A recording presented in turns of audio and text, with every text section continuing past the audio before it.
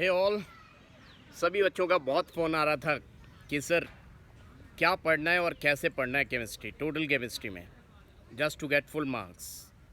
तो my dear student, let's start with physical chemistry.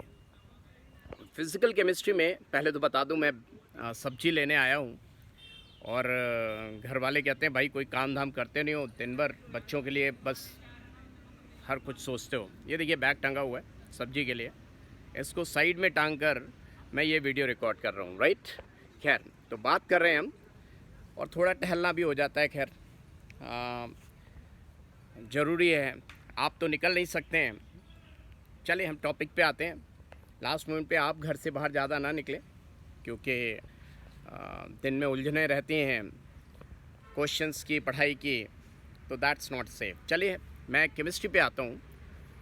Physical chemistry में आप formula बनाते हैं, शॉर्ट नोट्स बनाते हैं, ये काम करते रहते हैं बच्चा लोग। मैं आपको बताऊंगा सिर्फ दो बातें विजुलाइज कर लीजिए आप, पूरी फिज़िकल केमिस्ट्री आपको अच्छे से आ जाएगी। वो दो चीज़ें कौन हैं? पहली चीज़ है लॉ ऑफ इक्विवेलेंस। उसके लिए आपको मिली इक्विवेलेंट्स चाहिए, और मिली इक्विवेलेंट्स निकालने के लिए एन फैक्टर, यानी कि मिली इक्विवेलेंट्स। आप सिर्फ फॉर्मूला मत लिखिए, formula is very simple law of equivalence का, है नहीं। Milli equivalent means normality into volume in millilitres. आप करते रहोगे, रटते रहोगे, हर चैप्टर में जाके रटना पड़ेगा बार बार, again and again. So my dear student, do only one thing, visualise करिए आप।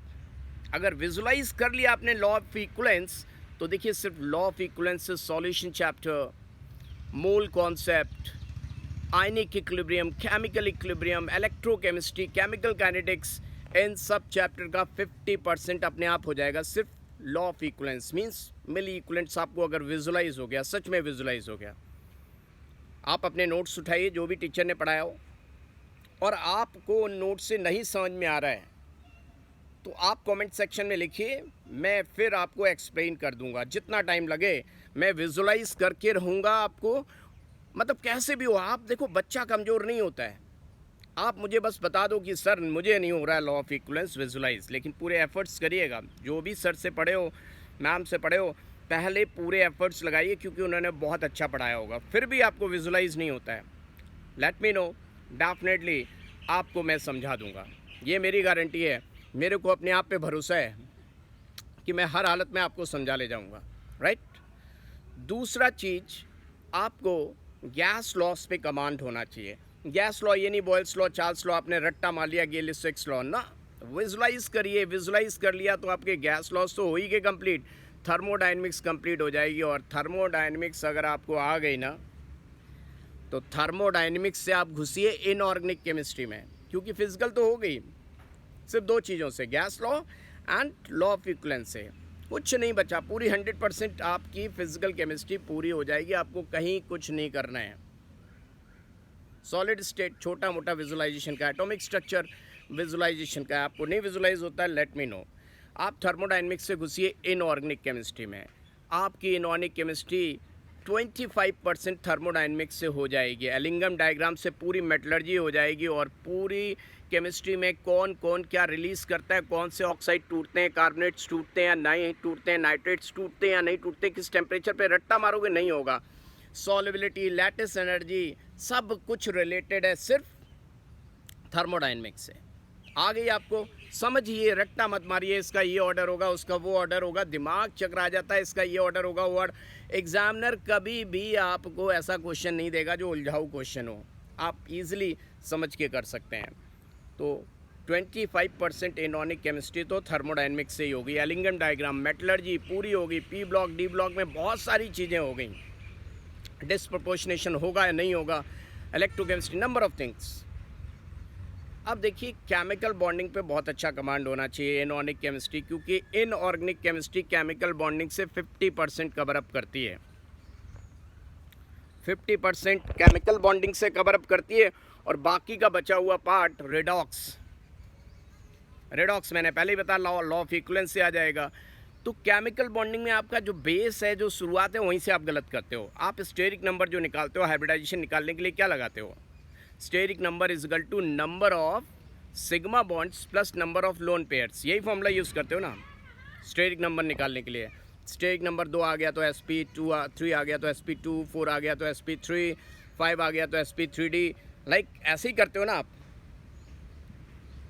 यस सर, बिल्कुल करते हैं भैया लोग। थोड़ा सा तब्दीली करिए, number of sigma bond plus number of lone pairs which are localized. ऐसे लोन पेयर लेने होते हैं हमें जो लोकलाइज्ड हों। डीलोकलाइज्ड लोन पेयर्स हाइब्रिडाइजेशन में काउंट नहीं करते। यहीं से सारा मामला, आधे बच्चों का तो मामला यहीं से गड़बड़ा जाता है, क्योंकि वो सिर्फ लोन पेयर को काउंट करते हैं। अरे जो लोकलाइज्ड हैं उनको आप गिन सकते हो, जो वहाँ पे रुका हुआ वही तो उसका गिना जाएगा। मान लो हमारे घर में 5 मेंबर हैं और 2 भगवान हैं, तो क्या हम 7 मेंबर हो गए? नहीं, भगवान तो सबका है यार, सिर्फ आपका नहीं है। और जो सिर्फ आपका नहीं है, आप उसको अपने परिवार में काउंटिंग में नहीं गिन सकते भाई। सर्वव्यापमान है गॉड। वैसे ही लोन पेयर अगर डीलोकलाइज्ड है, बैक बॉन्डिंग कर रहा है, मीजोमेरिक इफेक्ट कर रहा है, ई वॉक इलेक्ट्रॉन वॉक कर रहा है, तो आप उसको काउंट नहीं कर सकते हो हाइब्रिडाइजेशन में। अगर आपने काउंट किया तो आपका क्वेश्चन तो 100% गलत होना ही होना है। इतनी बात आ गई। केमिकल बॉन्डिंग आ गई तो समझो इनऑर्गेनिक केमिस्ट्री आपकी पूरी हो गई। थर्मोडायनेमिक्स केमिकल बॉन्डिंग की दम पे इनऑर्गेनिक केमिस्ट्री पूरी हो गई आपकी। आप क्या करते हैं? चैप्टर वाइज रोज पढ़ के परेशान हुए जा रहे हैं। अरे आपको कहते थे ना पुराने ज़माने में, हमारे दादा परदादा लोग कहते थे कि अगर आपने किसी उस राक्षस का वध करना है तो उसकी जान इस वाले तोते में है या इस वाले पक्षी में है। ऐसे से बोलते थे हमारे दादा परदादा लोग, बोलते थे कि नहीं? तो भैया पूरी फिजिकल केमिस्ट्री की जान किस में है? लॉ ऑफ इक्विवेलेंस एंड, बताइए, law of equivalence and gas laws. अगर ये 2 चीज़ें आपको बहुत अच्छे से आ गई तो आपकी फिजिकल केमिस्ट्री बहुत अच्छे से हो जाएगी। केमिकल बॉन्डिंग अगर अच्छे से हो गई और थर्मोडायनेमिक्स आती है तो इनऑर्गेनिक केमिस्ट्री पूरी होगी। अब आइए आते हैं हम किस पर? Organic chemistry. ऑर्गेनिक केमिस्ट्री में रट्टा मार मार के आप रिएक्शंस का कचूमर निकाल देते हैं और रिएक्शंस आपको याद होती नहीं है। तो एक चीज़ अच्छे से करिए ना, क्यों रिएक्शंस याद कर रहे हैं आप? इलेक्ट्रॉन वॉक, इलेक्ट्रॉन चलता कैसे है, इलेक्ट्रॉन कैसे मूव करता है। अगर खुदा कसम, भगवान कसम, गॉड कसम, अगर आपको आ गया इलेक्ट्रॉन की चाल, इलेक्ट्रॉन चलता कैसे, अगर ये आ गया आपको, तो दुनिया की कोई भी ताकत तुम्हारा सिलेक्शन रोक नहीं पाएगा और ऑर्गेनिक केमिस्ट्री आपको 100% आ जाएगी।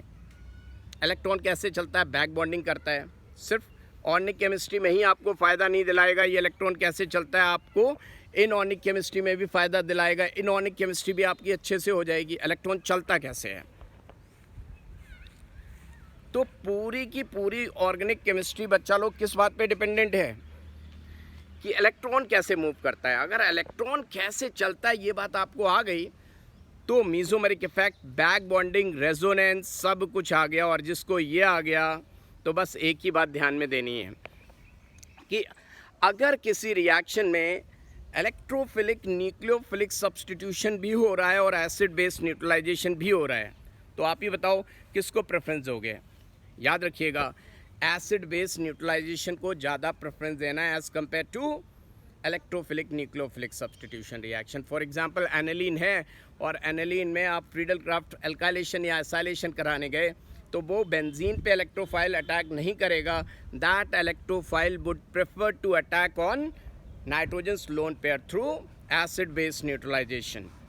बस इतनी सी बात अगर आपको आ गई तो ऑर्गेनिक केमिस्ट्री भी आ गई। इसका मतलब हमारे पास तो कुछ करने को है ही नहीं, हम बेकार में ही परेशान होते हैं, इतना सिलेबस है उतना सिलेबस है। अरे हमारे पास सिलेबस कुछ है ही नहीं। आपको पूरी केमिस्ट्री इतने चैप्टर्स हैं, अगर आप चैप्टर वाइज देखोगे तो आपको नींद आ जाएगी, आपको क्या कहते हैं सर दर्द करने लगेगा, बेहोशी सी छाने लगेगी, हाय इतना मुझे याद कैसे रहेगा। सच बताऊं बच्चा लोग, ये चीज़ें एक्सपीरियंस से आती हैं और मैं ऐसा नहीं कि मैं आपको ही बता रहा हूं और मैं बहुत जीनियस या सब चीज़ बेटा एक्सपीरियंस से आती हैं। 22 इयर्स पढ़ाने में लगाए हैं मैंने और खुद के पढ़ने में आप जानते हैं एमटेक एमएससी दोनों डिग्री होल्ड करता हूं मैं। तो पहले कितना पढ़ा उसकी नॉलेज, और आप लोगों को इतना पढ़ाया उसकी नॉलेज, ये दोनों चीज़ें मिलके ये बातें बोल रही हैं कि आपको कुछ नहीं करना है, सिर्फ कितनी बातों पे कमांड करना है बताओ। क्या आपको आया कितनी बातों पे कमांड करना है बताओ बच्चा लोग? एक लॉ ऑफ इक्वलेंस, दूसरा गैस लॉस। दोनों में से कुछ भी विजुलाइज ना हो, बंदा हाजिर है आपकी हेल्प करने के लिए हमेशा, राइट। मैं हमेशा आपको विजुलाइज करा दूंगा। फॉर्मूला तो रटा हुआ सबने होता है, मैं सिर्फ फॉर्मूले की बात नहीं कर रहा हूँ, आपको मैं विजुलाइज करा दूंगा, एक एक चीज़ आपको समझ में आ जाएगी। आपने सिर्फ मुझे ये बताना है कि सर विजुलाइजेशन नहीं हो रहा है, मुझे आप कुछ करिए, मुझे बता दीजिए, सब कुछ बता दूंगा मैं आपको। तो पहली चीज़ क्या हो गई? Law of equivalence. दूसरी चीज़ क्या हो गई? Gas laws. गैस लॉस आ गए तो थर्मोडायनेमिक्स अपने आप आपको आ जाएगी।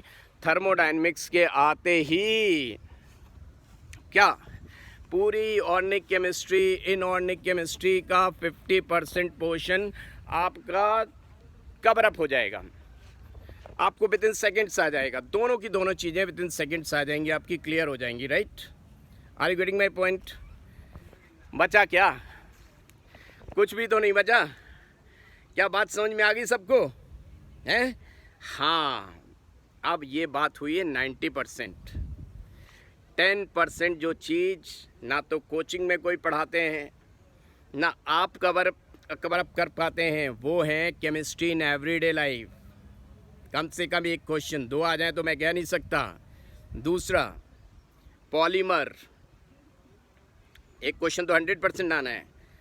फिर तीसरा यस, कार्बोहाइड्रेट को अलग ही रखिए, carbohydrate that is biomolecules, 4 question हो गए। Environmental chemistry means 11th class की कितने हो गए?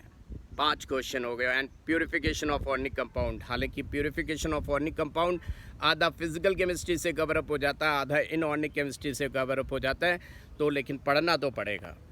तो ये 5 पोर्शन कोई टच नहीं करता और इससे क्वेश्चन बहुत आते हैं।